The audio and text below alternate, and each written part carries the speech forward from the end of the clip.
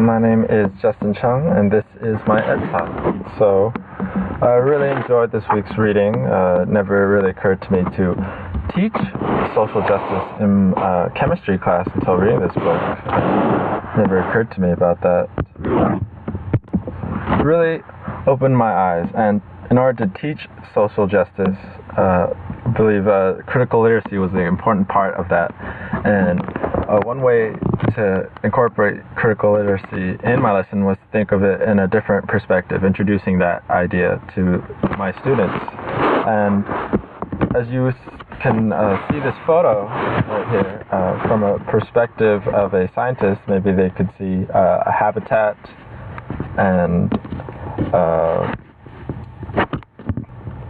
of species, vegetation, so on and so forth, maybe the types of rocks, how they formed. You could use it like that. But in order to develop critical literacy, you have to think of it as not only in a different perspective, but you also have to ask questions in that perspective, such as if you're looking at it through a scientist's point of view, asking a question like, if that river didn't exist, what would happen to the species that live there? Things like that. Maybe asking questions such as, what caused the river to dry up is another deeper question to bring forth to their minds. And you might not get, the right answer right away. It may, stray off into some crazy hypotheses. Maybe person would think a dam, or maybe it was like a beaver outgrowth caused another dam to exist, or the bees died off. And it's okay to go off track. It happens in life. It's okay to deviate. If you expect it from your students, you also have to show it as well. And it's okay. It's all right.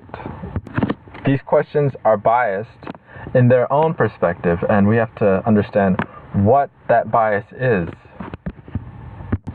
In order to understand what that bias is, we have to know what our students are, who they are, and what goes on in their daily lives, in their community, and the things that they go through. So, as teachers, we might not always live in the same city that we teach at, so we might not always know what they're going through. Because for these students, school is a part of their lives. It's something they go through 5 times a week, and half of the day is spent at school. So this is all they know really in their lives. They don't know about anything else, and it's important for us to really open their minds about other worlds out there that exist.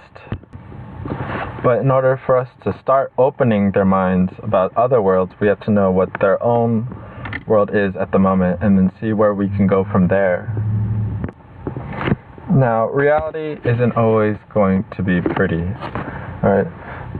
Life can be harsh, and what we see through a filtered lens, it's going to change our perspectives of how we view life.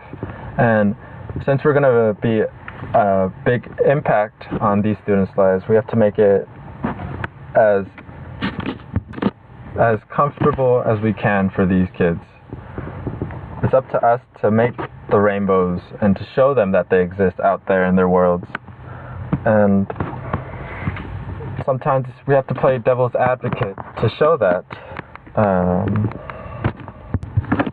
We need to face these realities head on, not shunning the ugliness nor the beauty of it, but more or less accepting of all of it as it comes to us. And that's the end of my ed talk.